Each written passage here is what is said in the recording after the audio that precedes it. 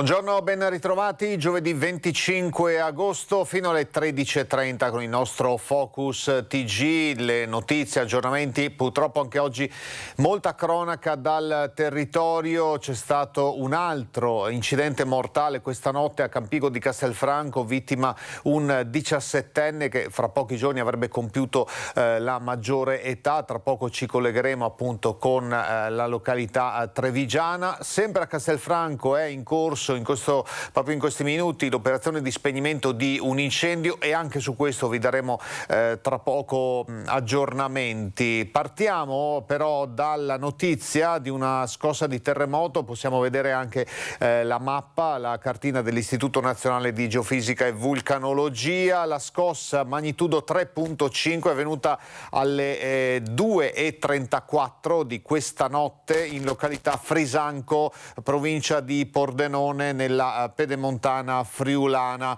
La profondità della scossa a 9 chilometri. Sappiamo che quella fascia di territorio che si inoltra poi fino alla pedemontana trevigiana è soggetta appunto a scosse sismiche. Al momento non risultano danni, ma la scossa è stata avvertita a quanto pare nettamente dalla popolazione.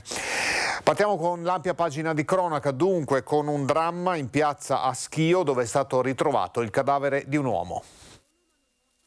C'è sconcerto a Schio per il ritrovamento stamattina del corpo di un uomo senza vita nel piazzale Pubblici Spettacoli, l'auto parcheggiata dietro il Palasport. Ad aver notato il corpo a terra dell'ultrasettantenne residente in città, dei passanti che hanno allertato le forze dell'ordine. I carabinieri hanno transennato l'area per i rilievi. Sul posto anche il PM di turno. Vicino al corpo sarebbero stati trovati dei bossoli e secondo le prime ricostruzioni tutto lascerebbe pensare che si tratti di un gesto volontario. Sul posto anche il sindaco Walter Orsi che esprime tutto lo sgomento per la tragedia e la vicinanza alla famiglia dell'uomo conosciuto in città. Sulle cause del probabile gesto estremo sono in corso le indagini. Dicevamo incidenti stradali, qui parliamo di un operaio che è stato investito e ucciso questa mattina mentre stava tagliando l'erba sulla strada statale 434 Transpolesana. L'incidente è avvenuto nel comune di Isola Rizza, provincia di Verona. L'uomo stava sfalciando l'erba nei pressi di un'area di servizio ed è stato investito da un furgone lungo la carreggiata sud in direzione Rovigo. Inutili purtroppo i soccorsi dei sanitari del 118 intervenuti con i vigili del fuoco. Un'altra vittima ancora, un giovane, in questo caso un 23enne e altri 3 giovani feriti, uno in gravi condizioni. L'incidente stradale è venuto questa notte, anche questo nel veronese, a Castelnuovo del Garda, alle 3 sulla provinciale 249 Gardesana. Si sono scontrate una motocicletta e un'automobile. Il 23enne che era a bordo della moto è rimasto ucciso all'istante. Sul posto, anche qui i sanitari del 118 con 4 mezzi. Il ferito più grave, passeggero della motocicletta, è stato ricoverato all'ospedale di Borgotrento a Verona. Altre 2 ragazze a bordo dell'auto invece a Peschiera del Garda. Durante le operazioni di soccorso a cui hanno partecipato i sanitari del 118, i vigili del fuoco e la polizia, la strada è rimasta chiusa al traffico in entrambi i sensi di marcia. Tra poco avremo anche gli aggiornamenti sull'altra vittima appunto di questa notte, un ragazzo 17enne quasi 18enne a Campigo di Castelfranco, l'11ª vittima solo per la provincia di Treviso in questo mese di agosto, quindi una striscia di sangue davvero lunga e sembra interminabile. Paura anche a Cornuda, dove un ciclista è stato investito da un'auto, fortunatamente in questo caso solo lievi ferite, ma le strade della Marca continuano a essere segnate da questi incidenti. Ricordiamo la strage di Godega di Sant'Urbano, di Ferragosto, l'incidente di Pederobba con un motociclista di Asolo morto, solo per citare i più recenti. Una piaga sociale, secondo il capo della Procura di Repubblica di Treviso, è un problema legato anche all'uso di alcol. Ha annunciato un vertice nelle prossime settimane con tutti i sostituti dell'ufficio per analizzare meglio il problema. In questi primi 23 giorni di agosto sono 10 le persone che hanno perso la vita sulle strade della Marca, 9 in appena 2 settimane. Numeri che mostrano in tutta la sua gravità quella che il procuratore di Treviso, Marco Martani, descrive come una piaga sociale.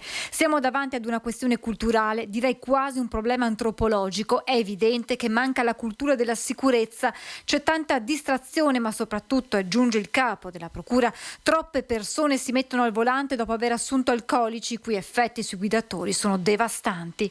Disattenzione, alta velocità, guida in stato di ebbrezza sono tanti e diversi fattori causa di incidenti, a volte dalle conseguenze drammatiche. Prevenire le stragi deve essere l'obiettivo da perseguire anche attraverso quelle campagne sulla sicurezza stradale che avevano abbattuto il numero delle vittime, come mostra questo grafico. Curva che è tornata a risalire dopo il 2010, quando le iniziative come conseguenza della riforma del Rio delle province erano state sospese. Dallo scorso anno nella Marca sono ripresi gli incontri nelle scuole superiori con i ragazzi di quarta e quinta, ma dal prossimo anno scolastico si intende tornare ai progetti che coinvolgano tutti gli studenti. Con gli altri enti, US, e poi con tutte le polizie urbane, con la Polizia di Stato, con Carabinieri, e è potenziato nel senso che dovremo andare a toccare tutte le scuole. Aiutare i ragazzi a vedere oltre, a prevenire le situazioni di pericolo alla base delle lezioni. Noi l'incidente glielo facciamo vedere, tipo questi che abbiamo visto prima, prima lo facciamo vedere in tempo naturale, poi lo sezioniamo, lo tagliamo. Ma il progetto punta ad un ulteriore passo. E dovremo anche ricominciare quello che avevamo fatto negli anni, che era servito tantissimo, quelle prove pratiche. Educazione stradale che vuole raggiungere anche i più anziani con progetti ad hoc. Dei video appositi, soprattutto sulle condizioni quelle difficili dove gli anziani non hanno magari ben compreso alcune cose e magari le fanno un po' a rischio. Abbiamo preparato già dei materiali e io penso che dal prossimo anno cominceremo già con delle lezioni pratiche da fare a loro. L'Unione Europea ha fissato un obiettivo: 0 morti sulle strade entro il 2050. Io sono convinto che ripartendo e avendo la forza di ripartire adeguatamente dobbiamo riuscire a riportare i morti su quella linea gialla che ci ha indicato la Comunità Europea. Paura ieri per un incidente sul lavoro a Maseri in provincia di Treviso in tarda mattinata, è finito con le gambe stritolate dalle ruote del rimorchio. Un operaio 32enne di Castelfranco, dipendente di una ditta di opere Movimento Terra, stava lavorando al montaggio di un palco all'interno di Villa Barbaro quando, secondo la prima ricostruzione, tentando di bloccare il rimorchio, è finito con gli arti inferiori sotto le ruote. Per il 32enne gravi lesioni a entrambe le gambe, è stato portato con l'elisoccorso in ospedale a Treviso, non è in pericolo di vita. Sul posto anche carabinieri e personale dello Spisal. È una giovane trevigiana la protagonista di un grave fatto che ha portato alla distruzione di una parte della balaustra della Basilica di Monteberico a Vicenza. Vicentini indignati, ma vediamo anche la ricostruzione dei fatti nel servizio.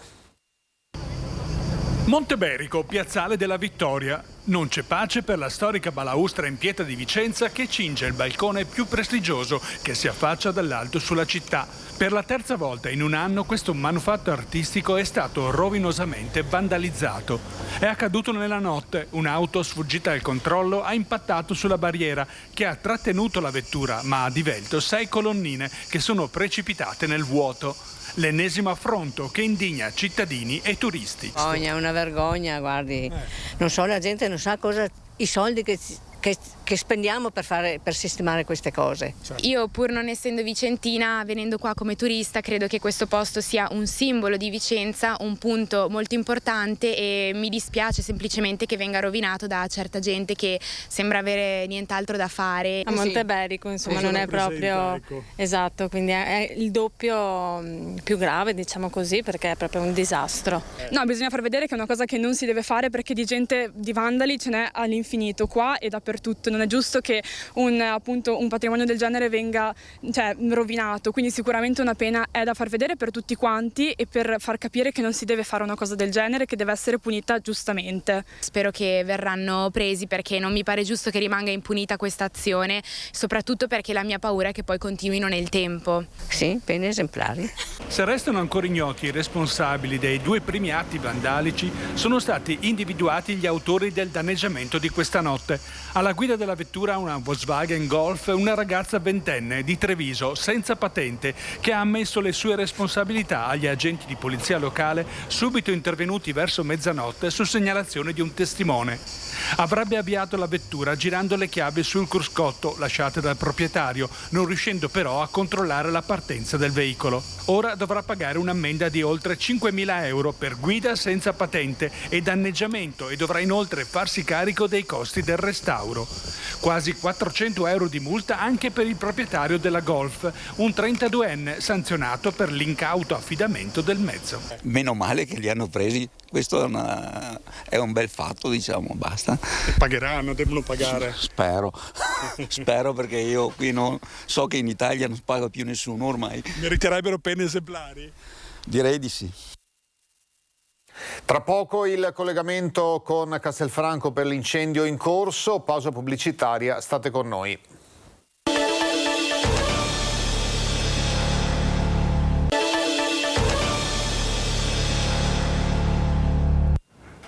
Ancora ben ritrovati, buona giornata telespettatori di Rete Veneta, fino alle 13.30 il nostro Focus TG. Come dicevo, Castelfranco Veneto in questi minuti al centro dell'attenzione e della cronaca. Parleremo più tardi dell'incidente mortale avvenuto questa notte, ma andiamo proprio sul posto di un incendio. Vedo il nostro Christian Arboit in un seminterrato, credo. Buongiorno Christian, cos'è successo? Assolutamente Mirko, buongiorno a te e a tutti i telespettatori di Rete Veneta. Mi trovo in via Spagna 20, questo è lo scantinato, esatto, è utilizzato il termine giusto del condominio dove questa notte ci sono state, questa mattina poco prima dell'alba ci sono state vere e proprie scene di panico e di paura. Perché? Perché come vedete dalle immagini della nostra Nicoletta Rizzetto, questa auto GPL è andata a fuoco all'interno del garage. Ne sono seguite anche delle piccole esplosioni, tanto fumo e tanta ovviamente anche la paura da parte dei residenti che si sono svegliati di soprassalto, si sono svegliati e ovviamente si sono poi riversati in strada preoccupati. Molto tempestivo va detto l'intervento dei vigili del fuoco, che tra l'altro ahimè erano già occupati nell'altro scenario, quello sì davvero tragico. L'incidente stradale è costato la vita ad un ragazzo di 17 anni, ma poi ci occuperemo anche di questo. Qui con me c'è il sindaco di Castelfranco Veneto, Stefano Marcon. Sindaco, non è stata una notte facile questa per Castelfranco? No, una notte funesta purtroppo, e permettetemi di esprimere a nome mio e a nome della comunità le condoglianze alla famiglia del ragazzo non ancora 18enne che ha perso la vita stanotte. Un momento difficile, e poi è successo questo inconveniente.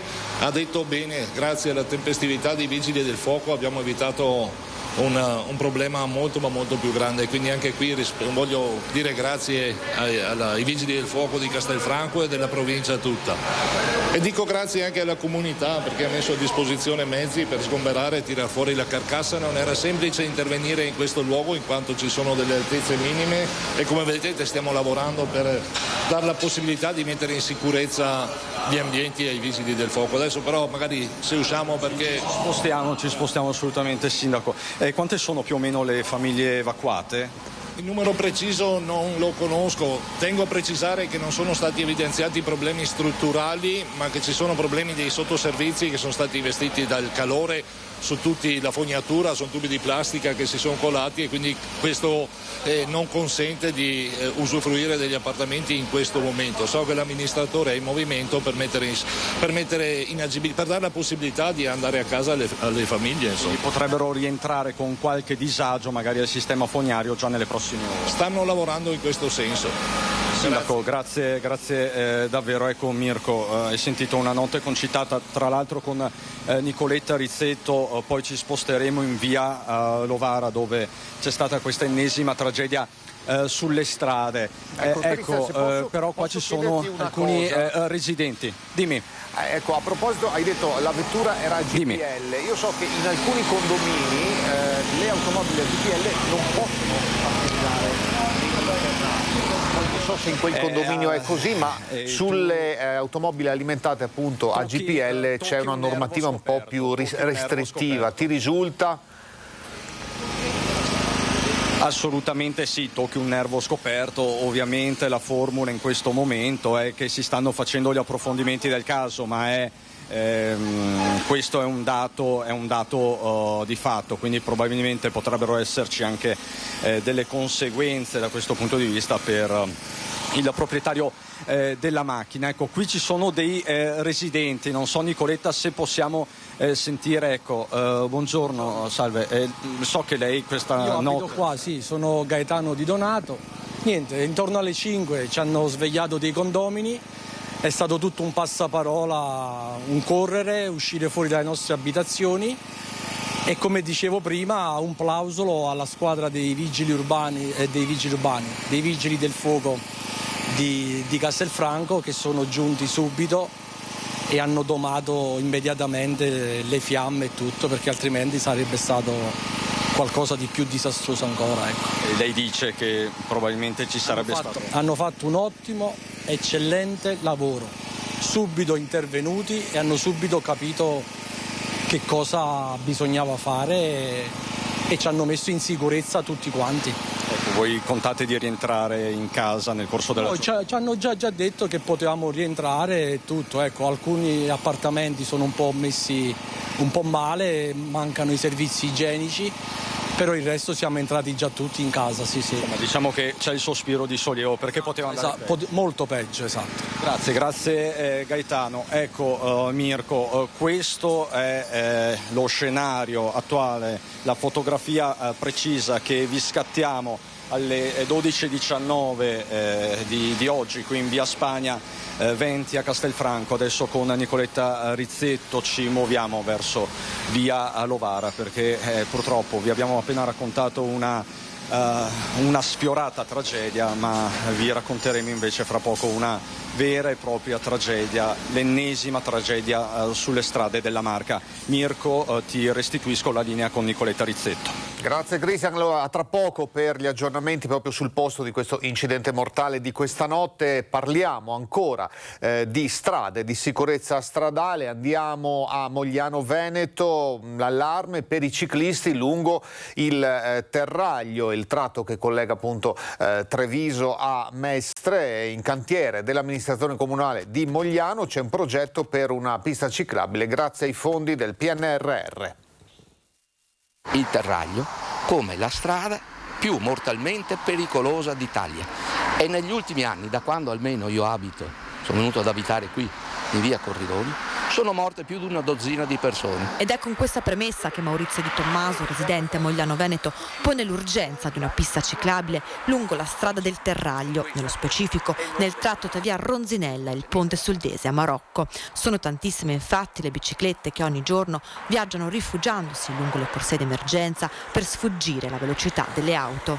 L'unica maniera per farli correre in sicurezza è fare le piste ciclabili, perché se no i ciclisti è logico che in mezzo a un traffico così intenso e così pieno sono sempre a rischio. Anziani in sella verso il mercato cittadino, ragazzi che pedalano all'aria aperta, ma anche famiglie con bambini, un traffico ciclistico che fatica a trovare il suo spazio, ma soprattutto sicurezza. Io non so la competenza di chi sia, o non voglio dirlo, questo molto probabilmente sarà dell'ANAS, sarà della provincia, sarà dello Stato, sarà di chi è, ma una competenza il comune di Mogliano Veneto ce l'ha, ed è quella di provvedere all'integrità fisica dei suoi cittadini e alla loro sicurezza quando corrono per le strade. Ed è proprio il comune di Mogliano, nello specifico il sindaco Davide Bortolato, a rispondere con un progetto alla mano. Siamo stati assegnatari di un finanziamento grazie al bando rigenerazione all'interno del PNRR, che ci permetterà di andare a realizzare la pista ciclabile sul Terraglio dal confine con il comune di Venezia fino al centro storico di Mogliano, e quindi riusciremo ad andare a mettere in sicurezza per i ciclisti e per i pedoni la napoleonica, la strada statale Pontebana, che oggi per ciclisti e pedoni non è proprio il massimo. Non sarà trafficata come il Terraglio, come la strada statale 13 a Mogliano Veneto, ma anche via Laghi, divisa a metà fra i comuni di Tezze sul Brenta e Cittadella, ha i suoi problemi. Ce li ha segnalati un telespettatore residente proprio su quella via, perché anche lì le automobili sfrecciano, la strada è molto più stretta, c'è anche una piccola zona artigianale. Allora siamo andati sul posto a verificare. Via Laghi a Tezze sul Brenta, al confine con il comune di Cittadella, qualche cittadino si è ingegnato riproponendo il limite dei 50 all'ora in modo artigianale sulla sede stradale. Questo è il limite di velocità, ma a quanto pare molti lo superano. Alla scritta vergata sull'asfalto si accompagnano alcuni gileri frangenti sui pali della luce e del telefono, usati come potenziale deterrente. La segnalazione ci è arrivata da un residente rimasto colpito dalla striscia di incidenti stradali, anche mortali, avvenuti in Veneto negli ultimi giorni.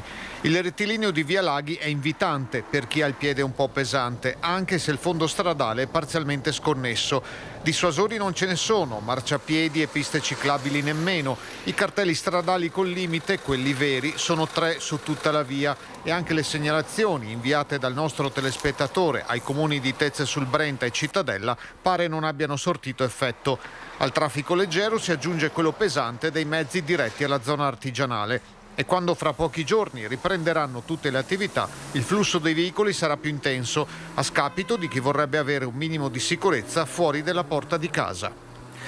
Allarme è cessato per un escursionista del quale i familiari non avevano più notizie da ieri. Stamattina verso le 9 l'elicottero di Dolomiti Emergency è decollato per una ricognizione in zona Forcella Ciase dopo la segnalazione della sorella di un 55enne di Feltre, preoccupata perché non lo sentiva più da ieri pomeriggio alle 14:30. L'uomo, che doveva stare fuori più giorni, era al bivacco della Pace sul Monte Castello al momento dell'ultimo contatto, ma il suo cellulare poi non era stato più raggiungibile. Fortunatamente durante la ricognizione lungo il sentiero che scende in via in Val Travenanzes, la donna ha richiamato dicendo che il fratello era al rifugio Giussani e dunque fortunatamente l'allarme è rientrato. Un'altra pausa pubblicitaria, tra poco ancora insieme con Focus TG.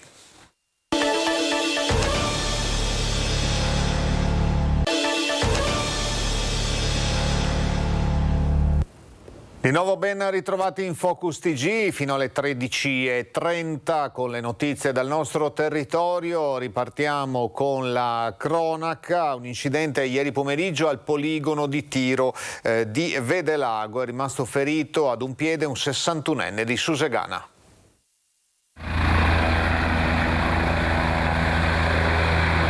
Stava maneggiando la sua pistola quando è accidentalmente partito un colpo che gli ha trapassato il piede destro. L'uomo, un 61enne di Susegana, oggi pomeriggio si trovava al poligono dello Shooting Club di Vedelago per una sessione di tiro sportivo quando, dopo aver infilato l'arma regolarmente detenuta nella fondina, si è sentito improvvisamente lo sparo. Le urla hanno fatto scattare immediato l'allarme. Il 61enne è stato soccorso da un'ambulanza con medico e dall'elio soccorso che lo ha trasportato all'ospedale di Treviso per accertamenti sulle lesioni riportate. Le condizioni dell'uomo non desterebbero particolare preoccupazione e non è in pericolo di vita. Sul posto anche i carabinieri per ricostruire la dinamica dell'incidente. Ora a Montegrotto Terme, dove una bambina di 3 anni si è punta al parco con una siringa. Il sindaco Mortandello annuncia DASPO e fototrappole per sorvegliare le aree verdi comunali. La siringa era seminascosta dall'erba, l'ha presa in mano e si è punta. Sono giorni di angoscia per la famiglia di una bambina di appena 3 anni che venerdì scorso, mentre stava giocando nel parco vicino a casa, si è ferita con una siringa abbandonata. Il fatto è accaduto in un'area verde tra via Socrate e via Platone a Montegrotto Terme, in un tranquillo quartiere residenziale. I genitori della piccola hanno denunciato l'accaduto ai carabinieri e hanno raccontato la vicenda sui social network per mettere in guardia i genitori che frequentano con i figli quel parco e tutti i residenti della zona, che pochi giorni dopo quanto accaduto alla piccola hanno rinvenuto un'altra siringa. La bambina è già stata sottoposta a numerosi accertamenti medici che dovranno essere ripetuti tra qualche mese per escludere che possa aver contratto virus quali epatite C o B e HIV. Il parco è piccolo ma abbandonato, denuncia papà della piccola, chiedendo che venga controllato e sorvegliato da videocamere. Il sindaco di Montegrotto Terme, Riccardo Mortandello, è molto dispiaciuto per l'episodio e promette delle misure come controlli intensificati nella zona, illuminazione e l'installazione di fototrappole, pronti anche al DASPO per allontanare chiunque venga considerato pericoloso per la sicurezza pubblica. Montegrotto Terme, ovviamente non Mestrino come era erroneamente indicato nella grafica, ci scusiamo per l'errore. Andiamo a Venezia, violenta rissa a Rialto nella notte di domenica, pugni, calci, colpi di sedie fra i tavolini del bar. È bastato pochissimo per far scoppiare una rissa furiosa tra i ragazzi nella zona di Rialto in Campovienna. Pare tutti veneziani che si sono picchiati a mani nude e anche con l'uso di sedie in mezzo ai tavolini dei locali della movida notturna. Ora la polizia locale sta indagando per arrivare all'identificazione dei responsabili. Sembra si tratti di una decina di persone, come riferito dal comandante Marco Agostini. Secondo una prima ricostruzione dei fatti, i gruppi coinvolti nell'episodio violento si sarebbero insultati per poi scatenare una vera e propria guerriglia, complice probabilmente l'abuso di alcolici. A Venezia rimane alto anche l'allarme borseggiatori. È stato sventato un furto con un turista che ha immortalato i malviventi. Sventato il furto dalla stessa vittima che ha anche immortalato i malviventi. È successo ieri sul ponte di Rialto, si spacciavano per una coppia di turisti qualsiasi, lei con una grande borsa per coprire i movimenti delle mani, lui bermuda, cappellino e marsupio a tracolla, impegnato a spingere il turista di turno. Così nella folla turisti ignari vengono spinti e tra un selfie e l'altro derubati di portafogli e non soltanto. Una piaga che sembra non avere tregua in tutta Venezia, troppe volte tra la folla in attesa sui pontili ACTV, soprattutto Piazzale Roma, dove qualche giorno fa un altro turista ha sventato un furto ai danni di una coppia di americani. I ladri sono stati successivamente fermati dalla polizia locale. Si tratta per la maggior parte di ladri scaltri e veloci, interessati a denaro contante, che guadagnano la libertà molto presto, in quanto sono pochi gli arresti e i processi per direttissima. È lungo l'elenco di oggetti ritrovati pubblicati online ogni mese dal comune, moltissimi portafogli con documenti ma senza denaro, abbandonati per strada o su pontili ACTV. La cronaca ci riporta nel Trevigiano, nella zona di Montebelluna, momenti di paura. L'altra notte un uomo di 46 anni ha sfondato la porta d'ingresso del palazzo dove risiede l'ex compagna. Era notte fonda quando i residenti di una palazzina del Monte Bellunese sono stati svegliati da rumore di vetri in frantumi, urla e minacce. A compiere il gesto un 46enne di Castelfranco Veneto che, armato di cricca, ha scagliato con tutta la sua forza l'oggetto verso la vetrata del condominio mandandolo in frantumi, nel tentativo di raggiungere l'abitazione della sua ex compagna. Alla base di questo folle gesto dunque ci sarebbe stata la volontà di ritornare con la ex fidanzata. Spaventati dall'ira dell'uomo, i residenti hanno allertato i carabinieri che prontamente sono intervenuti sul posto per bloccarlo. Da subito apparso in evidente stato di alterazione psicofisica, ha opposto resistenza ai militari dell'Arma. Per placarne l'aggressività, sul posto è intervenuto anche il personale del 118.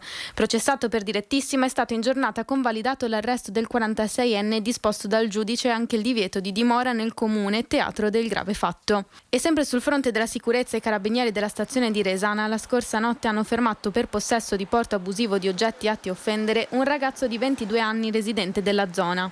Il giovane è stato infatti trovato in possesso di 2 coltelli con una lama della lunghezza di 9 e 11 centimetri che gli sono stati prontamente sequestrati. A Mestre c'è stata una nuova morte sospetta per overdose di stupefacenti. Torna l'incubo della cosiddetta eroina gialla.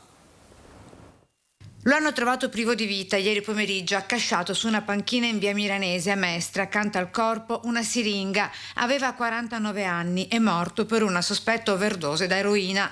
A fine maggio, come lui a terra in un parcheggio abbandonato di via Dante, laterale di via Piave, era stato trovato un padovano di 50 anni, anche lì una siringa. E dall'inizio dell'anno a Mestre, tra le morti per overdose, non sono mancate quelle di persone più giovani, dal 38enne Danone Veneto morto in un hotel di via Camarcello, vicino al parcheggio comunale usato dai tossicodipendenti per farsi, fino al 24enne di Pordenone, trovato esanime in un albergo sempre di via Dante, dove da tempo comitati, cittadini, residenti e commercianti segnalano con il degrado e lo spaccio il disagio in cui si vive e lavora tra criminalità, tossicodipendenti e malavita. Nel Padovano ora, dove continuano i furti in abitazione, a Vigonza ma anche in altre località della provincia. Hanno sorpreso i ladri puntandogli la torcia del cellulare. 2 sorelle minorenni residenti a Vigonza sono riuscite a mettere in fuga i malviventi che stavano prendendo di mira la loro abitazione, che si trova nella frazione di Pionca. Le 2 studentesse erano da sole, i genitori invece erano da amici che vivono nella casa accanto. Quando hanno sentito i rumori si sono fatte coraggio e con la luce della torcia sono andate a controllare, trovandosi faccia a faccia con un ladro intento a forzare il balcone. Il malvivente si è spaventato ed è scappato. Una storia a lieto fine, ma nel comune di Vigonza ad agosto i furti in casa sono aumentati. Nella stessa serata infatti ci sono stati avvistamenti di auto e persone sospette in via Santo Stefano, via Recanati, via Bernardi e via Volta. Nei primi giorni di agosto il sindaco di Vigonza, Gianmaria Boscaro, aveva anche pubblicato i video delle telecamere di sorveglianza che ritraevano dei ladri che avevano svaligiato delle abitazioni a Pianiga. Il primo cittadino ha intensificato i controlli stradali della polizia locale e alcuni cittadini invece si stanno organizzando spontaneamente con delle passeggiate nei quartieri più colpiti. Una piaga comune a tante zone del Veneto, questa dei furti. Andiamo infatti nel Vicentino, a Piovene e Rocchette, dove i carabinieri, allertati da una telefonata al 112, hanno colto un ladro sul fatto e lo hanno arrestato. Piovene Rocchette, un uomo di 57 anni, sardo, incensurato, è stato arrestato dai carabinieri per furto aggravato. I militari della radiomobile lo hanno colto in flagrante con la refurtiva appena sottratta in un bar. Non solo, dalla cassa dell'esercizio pubblico avrebbe prelevato 64 euro di incasso. Ad allertare gli uomini dell'arma una telefonata di un testimone che segnalava la presenza di una persona all'interno del locale durante la chiusura. Il maltolto è stato restituito al proprietario, mentre l'uomo, in attesa del giudizio per direttissima, è stato posto dalla Procura di Vicenza agli arresti domiciliari. Lasciamo la cronaca, ci torneremo tra poco con un secondo collegamento con Castelfranco, dove abbiamo detto in apertura, in località Campigo, questa notte è stato travolto a bordo della sua bicicletta un 17enne che avrebbe compiuto 18 anni fra 3 giorni. Ci torneremo tra poco, dunque apriamo un'altra pagina, quella della protesta all'ufficio stranieri della Questura di Treviso. Più di un anno per ottenere e rinnovare un permesso di soggiorno, troppo tempo per gli immigrati che qui nel territorio vivono e lavorano. Per questo vogliono incontrare il nuovo questore di Treviso, pronti a distendersi a oltranza proprio davanti all'ufficio.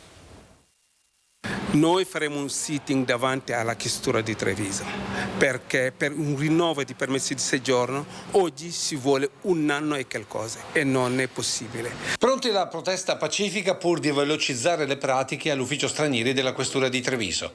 L'iniziativa è dell'associazione Cittadinanza Attiva, che da mesi registra le segnalazioni costanti di immigrati perfettamente inseriti nel tessuto sociale trevigiano che non riescono ad ottenere documenti essenziali per vivere. Perché per avere una tessera sanitaria si vuole un permesso di soggiorno, per un lavoro si vuole un permesso di soggiorno, ma anche per viaggiare. Per questo l'associazione ha chiesto un incontro al nuovo questore, Emanuele De Bernardin, e nel frattempo ha interessato anche la consulta regionale per l'immigrazione, già impegnata su altri fronti. C'è anche la cittadinanza italiana da parte dei comuni che ritardano la possibilità del giuramento, anche il ricongiungimento familiare, però noi concentriamo tutto sulla questione di ritardi notevoli della questura di Treviso. Immigrati che chiedono anche il sostegno della società civile. Noi chiediamo anche un appoggio, un aiuto ai sindacati, perché il 30% dei loro iscritti sono lavoratori stranieri, ma anche associazioni dottoriali, che queste persone che hanno questi problemi gravi sono loro dipendenti. Dunque noi chiediamo una cosa per una pace sociale. Ci sono città vicine a noi che lo fanno molto meno e non possono essere meglio di Treviso. Un'altra breve notizia di cronaca appena arrivata in redazione dalla Polizia Locale di Vicenza con il nucleo operativo speciale che prosegue i controlli antidroga. Lunedì in via Zara è stato fermato un 18enne trovato in possesso di 5 dosi di stupefacente, marijuana, hashish e cocaina. È stato segnalato alla prefettura per detenzione di droga ad uso personale. È stato pizzicato mentre dopo aver acceso un fuoco vicino ad una panchina di un'area verde. Il giorno dopo, martedì, invece, gli agenti con le telecamere di videosorveglianza hanno intercettato a Campomarzo lo scambio di eroina tra 2 giovani, entrambi di 26 anni. Uno è stato denunciato per spaccio, un maschio, una ragazza invece per lei è scattata la segnalazione alla prefettura come assuntrice di stupefacenti. Altra pausa pubblicitaria, tra poco ancora tutte le notizie dal territorio. A tra poco.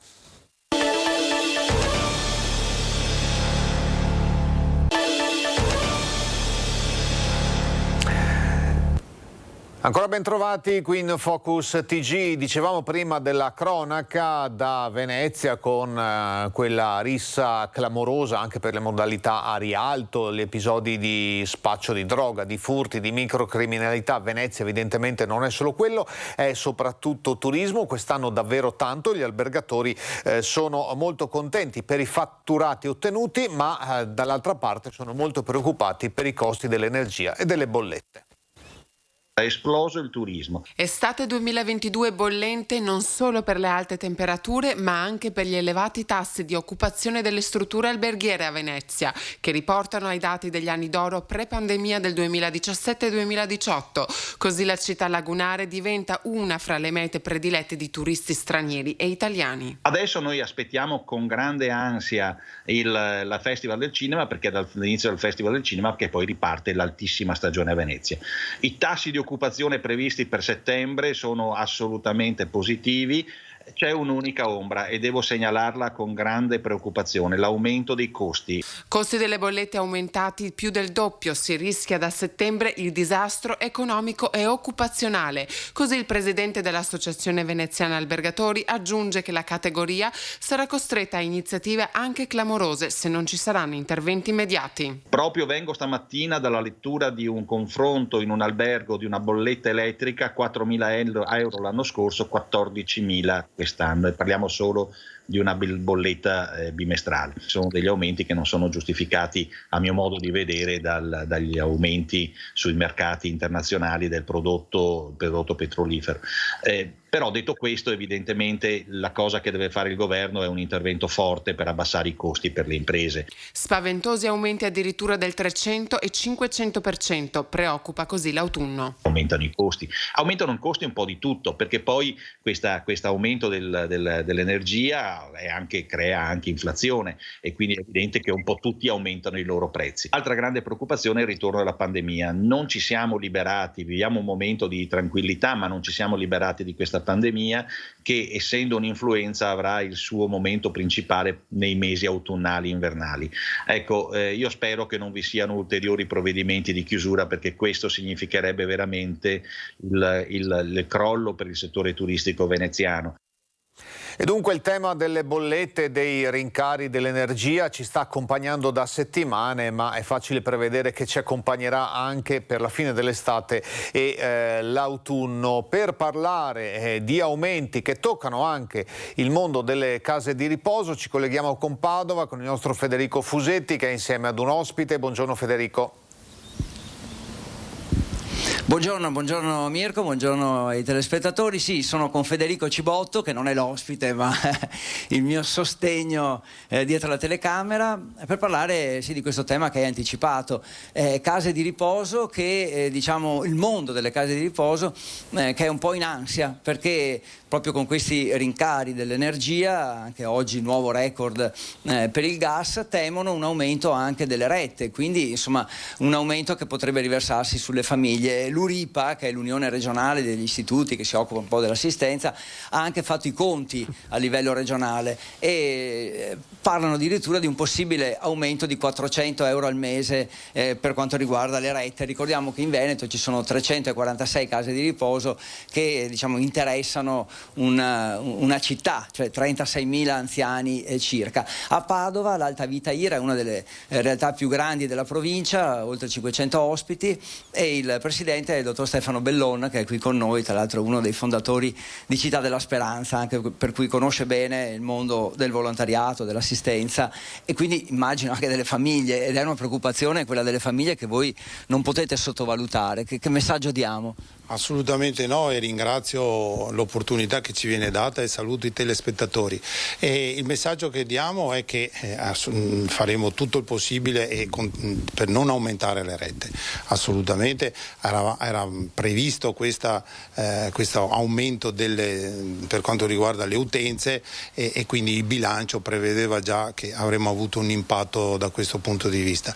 Ma noi non abbiamo assolutamente intenzione di modificare le nostre rette e quindi vorrei rassicurare i familiari dei nostri ospiti per cui le rette restano quelle che sono e noi faremo fronte all'emergenza, se così vogliamo definirla, utenze con le risorse che il bilancio ci consente di utilizzare. Qualche famiglia vi aveva già magari manifestato preoccupazione? No, per adesso non abbiamo raccolto contatti, telefonate di allarme e così appunto di preoccupazione da questo punto di vista.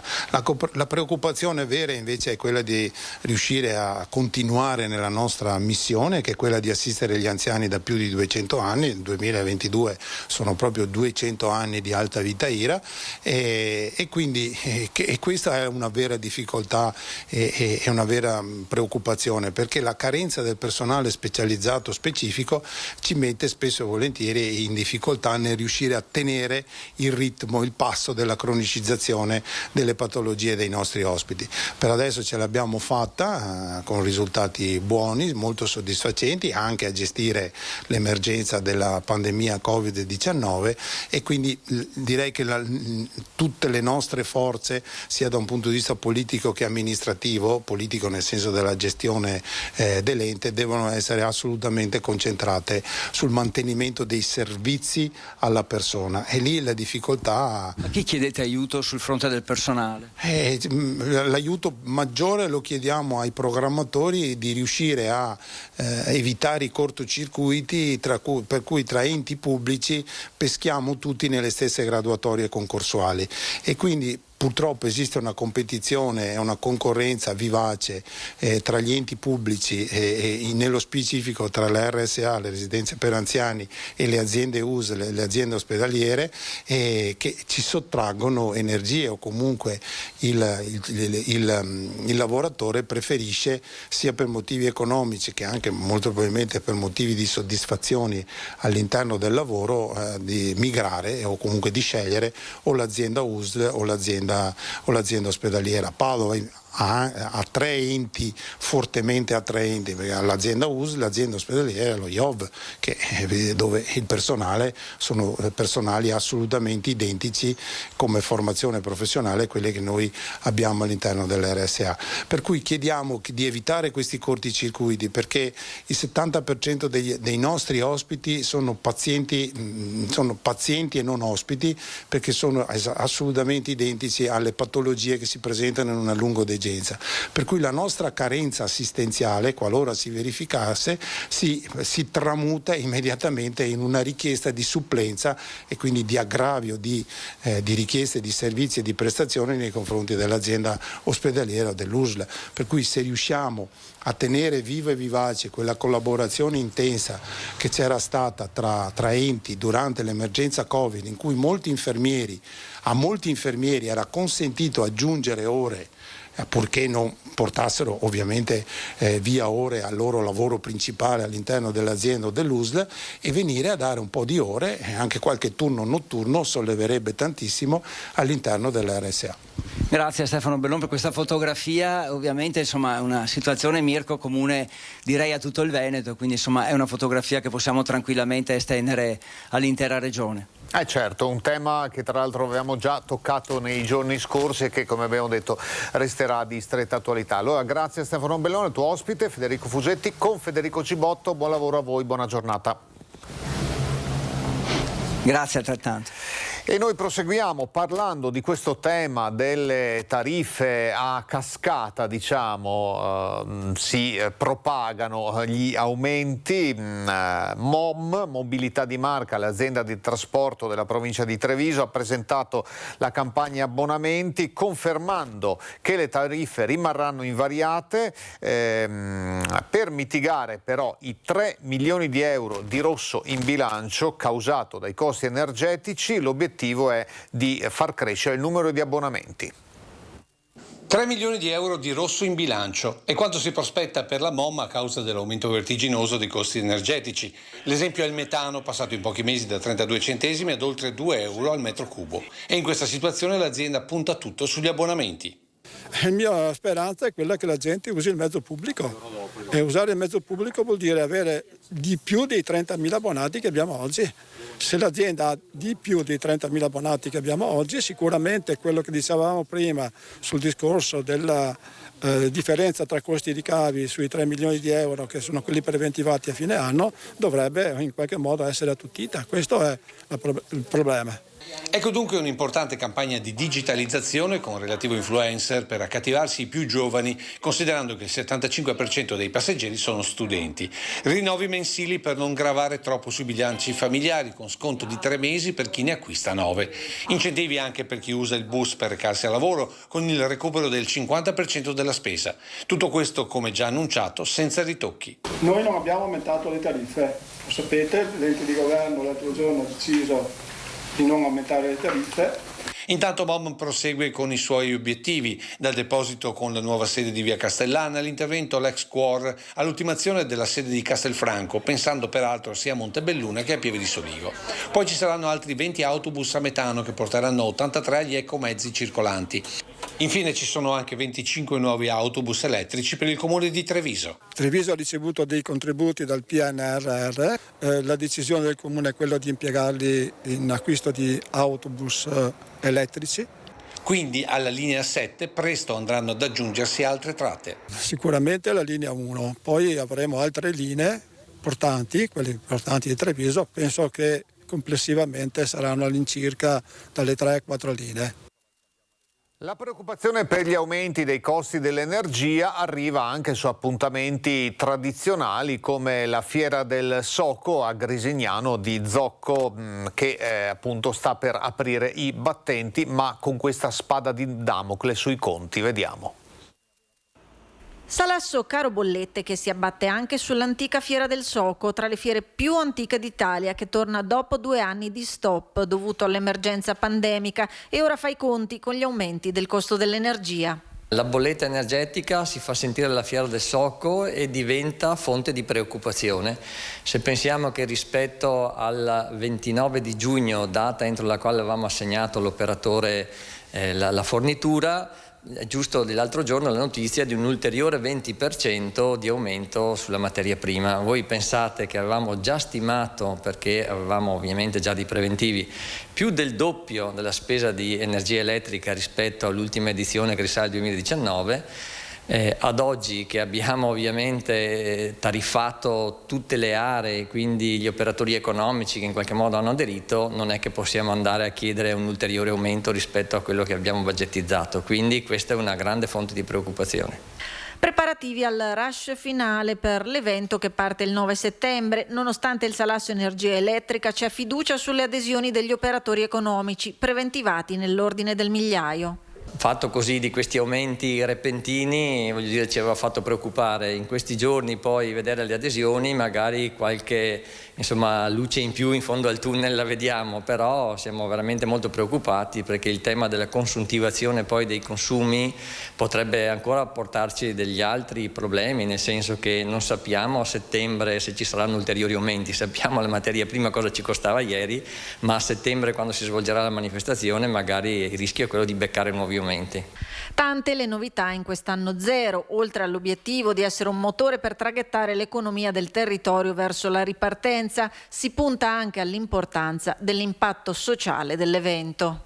Alla fiera partecipano molte associazioni di volontariato e quindi credo che l'opportunità che la fiera possa essere in ripartenza nel 2022 è motivo anche per loro di traguardare veramente una stagione futura buona per i nostri ragazzi, per i nostri figli. Direi che sappiamo benissimo il valore e l'importanza sociale che fanno queste associazioni, dallo sport alle parrocchie a tutto quello che ovviamente ne deriva. E a proposito di parrocchie, sono in difficoltà anche molte scuole paritarie, scuole per l'infanzia sono in difficoltà, non da oggi in verità, per far quadrare i bilanci. A settembre non riapriranno ben 18 di queste scuole e la maggior parte si trova tra la provincia di Treviso e quella di Padova. Mancanza di bambini e difficoltà dal punto di vista gestionale legate ai rincari di luce e gas. Dai dati del Ministero dell'Istruzione, a settembre 18 scuole paritarie venete non riapriranno le aule ai loro studenti. La gran parte nella Marca Trevigiana, 7, 6 in provincia di Padova, 2 nel Rodigino, 1 rispettivamente nelle province di Venezia, Vicenza e Verona. 11 di queste sono scuole paritarie dell'infanzia, a confermare il trend degli ultimi 5 anni che registra una perdita di 10-12 istituti tra asili e nidi all'anno. A soffrire maggiormente la provincia di Treviso, che conta la chiusura di poco meno della metà delle scuole paritarie venete. Nel dettaglio, a settembre la campanella non suonerà nelle scuole dell'infanzia paritarie Angelo Toso di Casiera, Angeli Custodi di Morgano, Dottor Bernardo Brunelli di Miane, Maria Immacolata di Vedelago, l'Istituto Tecnico Tecnologico indirizzo Meccanica, Meccatronica ed Energia Cavanis, Collegio Canova di Possagno, il Liceo Classico Europeo con opzione giuridico economico Brandolini Rota di Oderzo. Al Collegio Vescovile Pio X di Treviso invece dal prossimo anno scolastico cesserà l'indirizzo di studio Liceo Scientifico Quadriennale, resteranno invece il base e l'opzione Scienze Applicate. A pesare su queste scelte sofferte, da un lato la denatalità e la conseguente carenza di studenti, dall'altra i costi sempre più elevati che pesano sulle casse delle scuole, soprattutto per le realtà più piccole di nidi e materne paritarie. Conti alla mano, la media regionale parla di rincari sostenuti dagli istituti del 140% per l'energia elettrica e del 100% per il gas, ma ci sono zone della regione che pagano uno scotto ancora maggiore. Poi abbiamo tutta la fascia pedemontana, quindi l'Alto Veronese, l'Alto Vicentino, l'Alto Trevigiano e il Bellunese, che ovviamente hanno ben altre bollette, soprattutto del gas per il riscaldamento ovviamente. Così, di fronte a finanziamenti statali insufficienti, le scuole paritarie si trovano costrette a mettere mano alle rette del prossimo anno scolastico, ad iniziare dagli istituti del Bellunese, Alto Vicentino e Alto Trevigiano. Dovremmo, e abbiamo fatto il calcolo medio, aumentare di circa 20 euro al mese la retta ai genitori. Dovremmo fare questo. Lo dovremmo fare sicuramente dal mese di ottobre in avanti fino ad almeno a marzo. Nelle parti di territorio veneto dove il riscaldamento andrà in tutto questo periodo qua. Sorte simile per tutte le altre scuole dell'infanzia paritarie. Faremo lo stesso aumento, circa 20 euro, non magari da ottobre, ma partiremo a novembre. Non appena accenderemo il riscaldamento. E su questo tema torneremo tra poco anche con altre situazioni, anche in altri ambiti, oltre a quello scolastico e del trasporto. Dobbiamo parlare anche dell'incidente mortale di Castelfranco Veneto. Pausa pubblicitaria, a tra poco.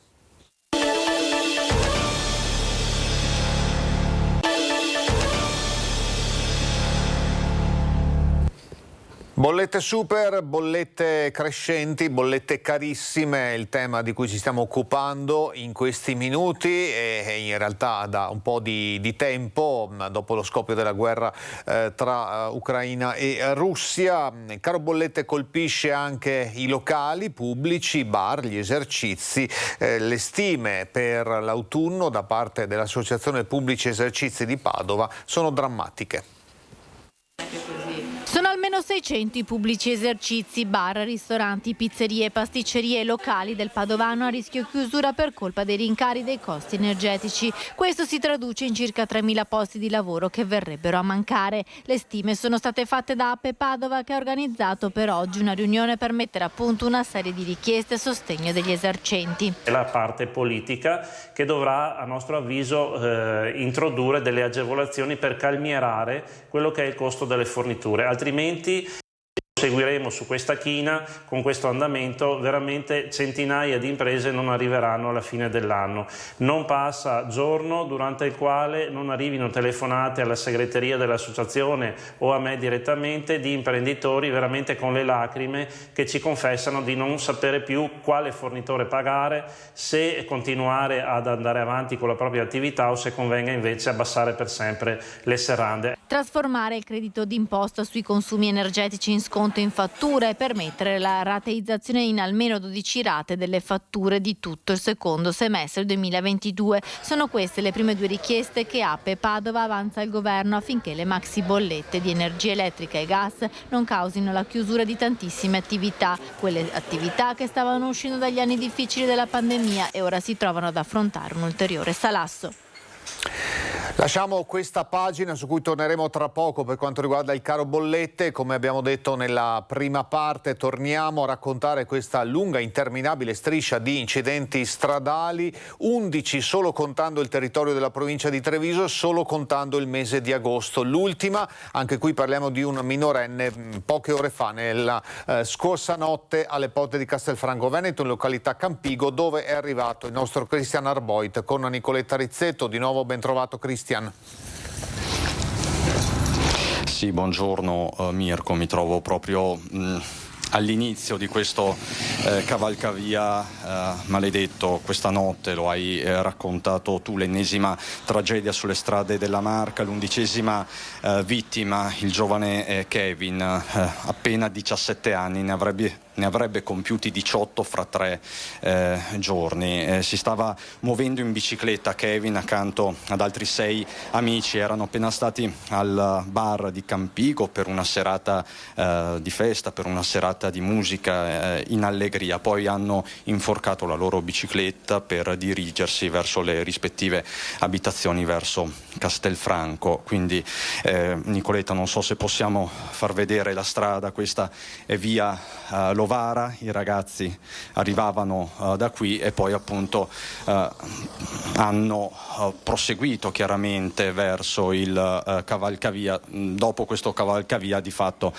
si entra a Salvarosa e poi nel cuore, nel centro di Castelfranco. Ecco, allora io qui ho una testimonianza, un testimone diretto, un ragazzo minorenne che ovviamente non inquadriamo, non diciamo nemmeno il nome. Tu ti trovavi con Kevin ieri sera e altri 5 amici. Sì.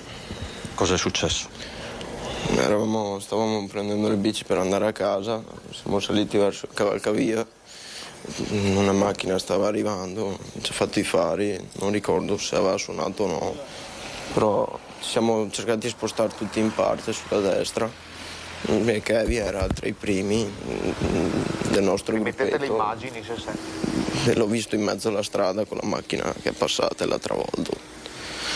Quindi l'altra volta Kevin si trovava un po' più in centrostrada, mi è parso di capire, rispetto a voi. Sì, sembrava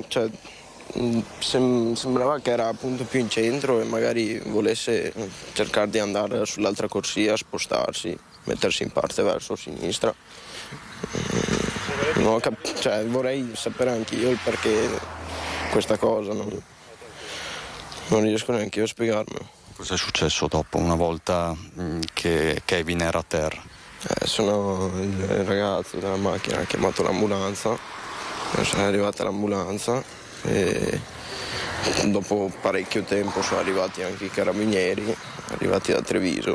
Secondo me questa cosa non è giusta, perché se un ragazzo si fa male oppure succede qualsiasi cosa per strada, devono aspettare i carabinieri da Treviso. Ma restiamo sui fatti, quindi di fatto c'erano i soccorritori e l'hanno portato in ospedale, quindi l'hanno stabilizzato. Sì, Poi arrivato in ospedale avevo sentito suo cugino, che è la prima persona che abbiamo chiamato, perché non avendo il numero dei suoi, e mi ha scritto che non ce l'ha fatta. E poi è stata una notte terribile, immagino, per tutti voi. Sì.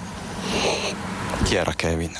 Era un bravo ragazzo, una persona simpatica, solare, amico di tutti, non voleva male a nessuno. L'ultima persona che se lo meriterebbe, secondo me. Questo era Kevin. Grazie.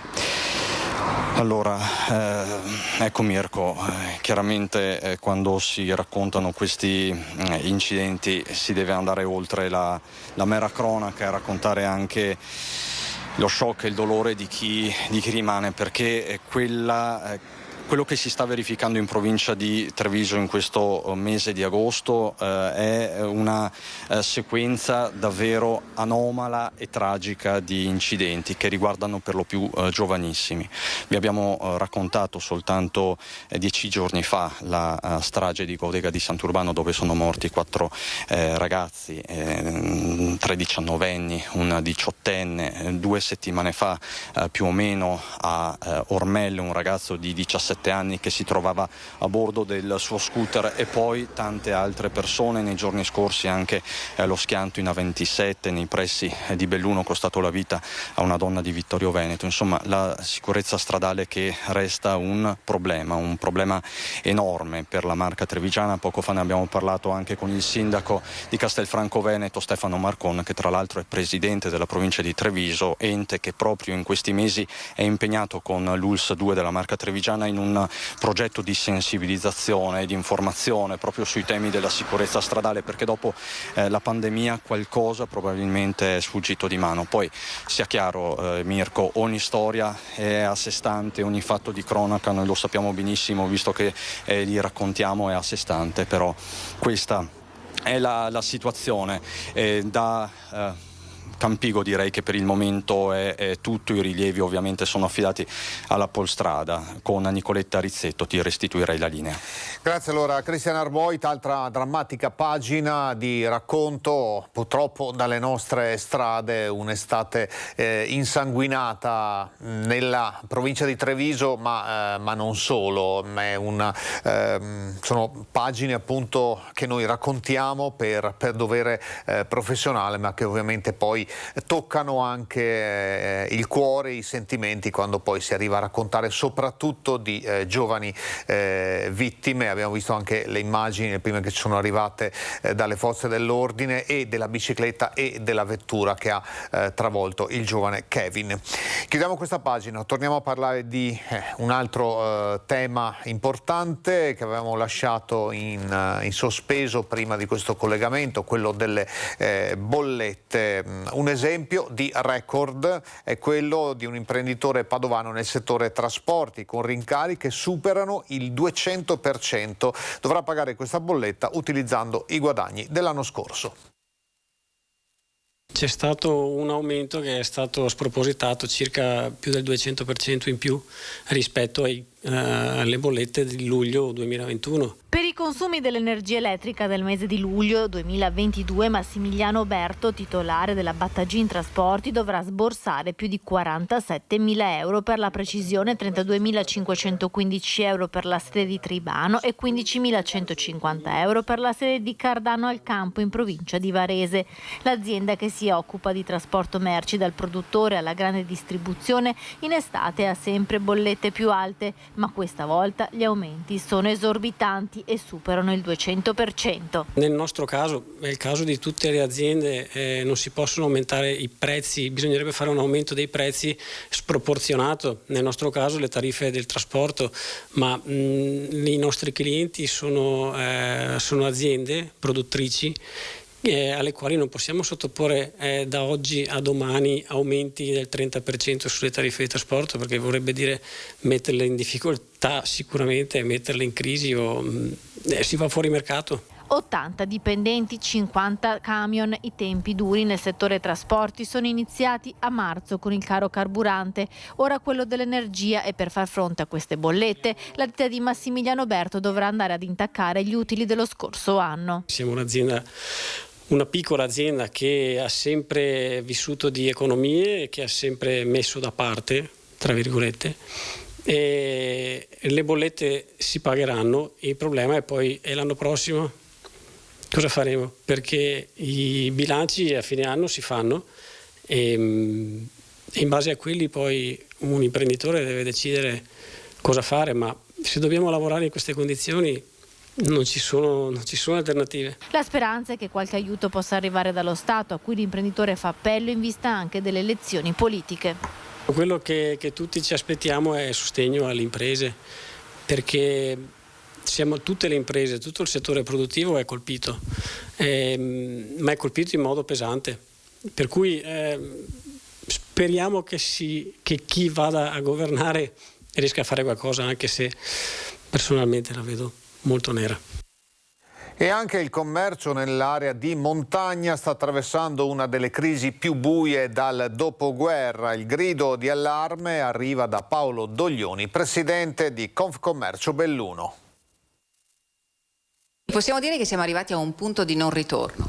Sì, è una difficoltà che deve essere risolta in tempo brevissimo, perché le aziende non chiudano veramente. Un grido d'allarme, l'ennesimo, dall'energico presidente di Confcommercio Belluno Paolo Doglioni. Il caro energia, le speculazioni ingiustificate stanno piegando il mondo del commercio, quello di montagna in particolar modo, che protesta per l'obbligatorietà del POS in un territorio ancora non coperto dalla fibra ottica e che presto dovrà fare i conti con la riaccensione del riscaldamento molto prima di quanto avviene in pianura. E allora sì, i guai si faranno seri. Quando la casa brucia, lasciamo stare di giocare a 3-7 e cerchiamo di spegnere il fuoco.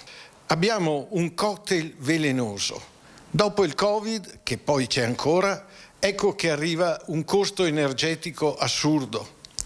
Il costo energetico fa muovere anche tutta quella che è un'inflazione, e se l'inflazione è una cosa buona per il commercio, è QB, quanto basta, come il sale. Non possiamo farla arrivare al 10 e al 15%, ormai siamo al 10%. La categoria sta soffrendo. Quante imprese nei prossimi mesi si troveranno al bivio? Io ho grossi problemi a pensare per quest'autunno quanti apriranno per l'inverno. I costi che ci sono altissimi. Dobbiamo in qualche maniera intervenire. L'appello alla politica è netto. Quella del passato è stata una sponda efficace, afferma Doglioni. Ma domani? Si toglievano la casacca del partito per lavorare per la montagna. Ahimè. Sapete come siamo. La preoccupazione è reale. Il riferimento alla futura rappresentanza della montagna in Parlamento non fa dormire sonni tranquilli. Quello stesso Parlamento in cui giace quella legge salutata pochi mesi fa con grande entusiasmo, che potrebbe dare una possibilità concreta alle imprese montane senza gravare sullo Stato. Era passata al Consiglio dei Ministri e adesso doveva seguire l'iter. Mi auguro veramente che chi sarà eletto qui da noi, ormai il nome lo si sta facendo, è un amico anche lui del territorio, lo conosce bene, speriamo possa portarlo avanti. E a questo appello del presidente di Confcommercio Doglioni si aggiunge anche quello della presidente di Confindustria Belluno Dolomiti Lorraine Berton. I costi dell'energia, dice, in particolare nelle terre alte, sono una bomba sociale a orologeria. Chiunque verrà dovrà farsene immediatamente carico. Si parla ovviamente del caro bolletta. Con la legge quadro sulla montagna ce l'avevamo quasi fatta, chiosa la presidente, poi sono prevalse irresponsabilità e miopia, da qui però si deve ripartire, inutile guardare indietro. La cronaca ci riporta e ci collega al bellunese, di cui abbiamo appena parlato per gli aspetti legati alle bollette, perché era originario, residente in provincia di Belluno, un giovane cittadino italiano di origine nigeriana, morto annegato lunedì a Torno dopo un tuffo nelle acque del lago di Como. Si chiamava Favuri Gbo, aveva 21 anni, è appunto residente in provincia di Belluno, da qualche tempo lavorava e viveva in Inghilterra. Il ragazzo era arrivato sul lago di Como assieme a un gruppo di turisti stranieri che aveva conosciuto a Venezia.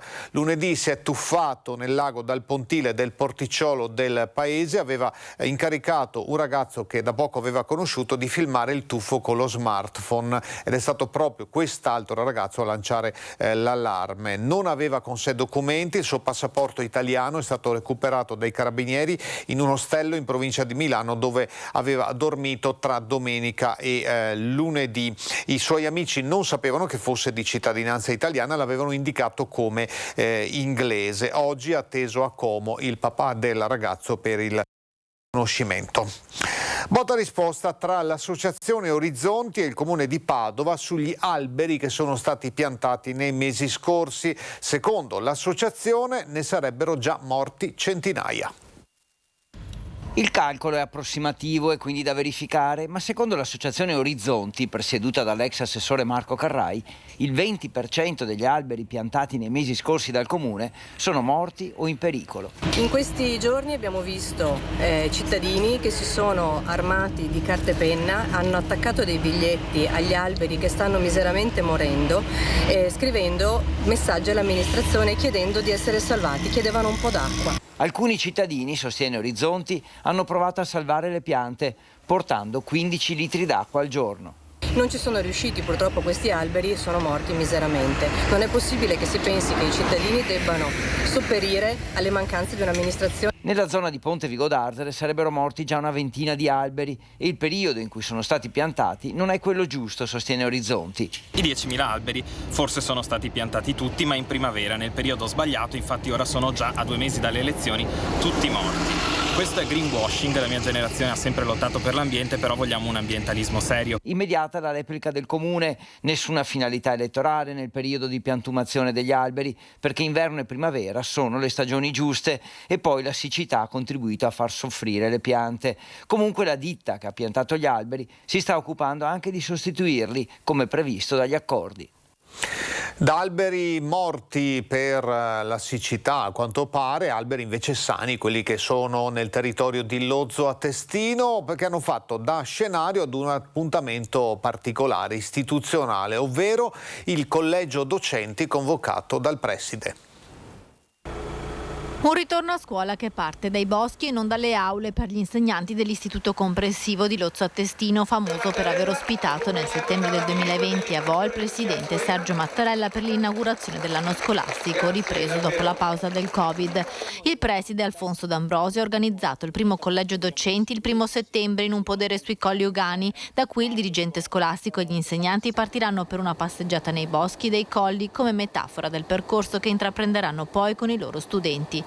Poi si parlerà e ci si confronterà su temi da affrontare durante l'anno scolastico. L'iniziativa ha trovato il favore e l'entusiasmo di tutti i docenti. Grande attesa Marostica per il ritorno dell'appuntamento principale della città, che è la partita a scacchi dopo l'annullamento dell'edizione 2020 causa Covid. Si torna dunque in piazza, sono già allestite le tribune, si rinnova la magia di questo evento con i personaggi viventi.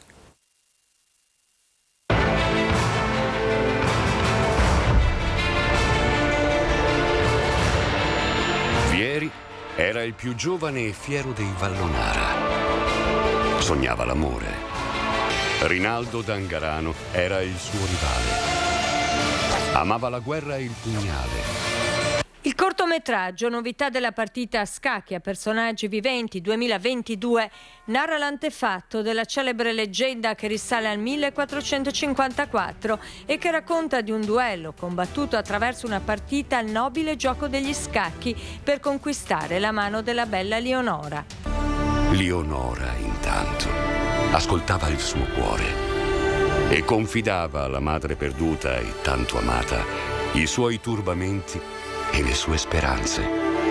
Un'epopea d'amore senza tempo che dopo 4 anni di stop con l'annullamento dell'edizione 2020 a causa del Covid torna ora ad incantare il pubblico in una delle piazze più belle d'Italia. A Marostica fervono i preparativi per l'evento che andrà in scena il 9, 10 e 11 settembre. Siamo pronti, carichi come non mai, 4 anni dove abbiamo continuato a lavorare incessantemente per migliorare e internazionalizzare lo spettacolo. Che partita a scacchi sarà quella di quest'anno? Beh, la partita a scacchi della rinascita a tutti gli effetti e la partita a scacchi che ci porterà verso il centenario del nostro meraviglioso spettacolo.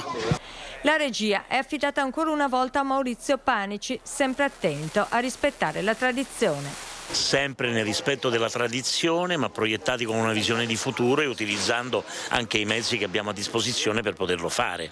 La partita a scacchi a personaggi viventi è una rappresentazione capace di muovere un'intera comunità. Saranno 650 i figuranti in scena, oltre ai tecnici e ai volontari che lavorano dietro le quinte. Il sindaco di Marostica, Matteo Mozzo, abituato a vivere la partita sul campo tra gli armati, sarà costretto dagli impegni istituzionali a fermarsi in tribuna. È difficile da spiegare per chi non è cittadino marosticense cosa vuol dire la partita a scacchi. Non è un evento, è una cosa quasi di proprietà di ogni marostegan, diciamolo. E l'emozione è tanta e crea veramente un movimento di popoli in cui tutta la città collabora. Sono sicuro che sarà una edizione da record e ne gioverà tutto il territorio, non soltanto la nostra città. E un altro appuntamento tradizionale è quello della prima domenica di settembre a Venezia con la regata storica, con il corteo che rievoca i fasti della Repubblica Serenissima. Tra storia, sport e tradizione torna la regata storica lungo le rive del Canal Grande a Venezia con il corteo e le gare di domenica 4 settembre a partire dalle 16. Le gare precedute come sempre dal celebre corteo storico che rievoca l'accoglienza riservata nel 1489 a Caterina Cornaro, sposa del re di Cipro. Una sfilata di decine e decine di imbarcazioni tipiche cinquecentesche con gondolieri in costume che trasportano il doge, la dogaressa e tutte le più alte cariche della magistratura veneziana nella ricostruzione della gloriosa Repubblica della Serenissima. Nella giornata di domenica in particolare sarà in vigore un'ordinanza comunale per garantire la sicurezza nella circolazione. La polizia locale, cioè, potrà dirottare il traffico pedonale ed organizzarlo mediante l'istituzione di sensi unici o vietando l'accesso a determinate zone. In particolare potrebbe essere bloccato l'accesso alle scalinate laterali del ponte di Rialto, così come il transito sul ponte dell'Accademia. Andiamo nel Vicentino, a Cornedo, che ridà un nuovo tetto alla sede del gruppo Alpini. Alpini in prima linea per molte delle attività cittadine e se manca un tetto Cornedo risponde perché è in via di sostituzione il tetto della sede degli Alpini. Con un investimento di 20.000 euro, accogliendo una richiesta che il gruppo Alpini ci ha fatto, diamo la possibilità di sostituire e rifare il tetto della sede. Non ci sono oggi problemi di infiltrazioni, ma la situazione del tetto è peggiorata molto in questi ultimi anni e quindi la guaina ha cominciato a sgretolarsi. Ecco perché proprio per prevenire il deterioramento della struttura abbiamo deciso di accogliere le richieste e stanziare le somme che permetteranno la sostituzione dell'attuale tetto in guaina con un tetto in lamierino, quindi un tetto che permetterà l'isolamento e la tenuta da eventuali infiltrazioni, piogge, eccetera. Investimento di 20.000 euro per rispondere ad una necessità e dare un segno di vicinanza agli alpini. In particolare l'intervento consiste nella rimozione e smaltimento delle tegole canadesi esistenti, la posa di un telo traspirante per creare una microventilazione oltre al manto di copertura in lamiera e sostituzioni di colmi. Il tutto per riparare un corpo tanto caro alla città. Avevamo promesso questi lavori, oltre che per preservare il patrimonio comunale, anche per dare un segno di vicinanza ad un'associazione che è sempre molto vicina alle amministrazioni e altrettanto l'amministrazione è vicina all'Associazione Nazionale Alpini.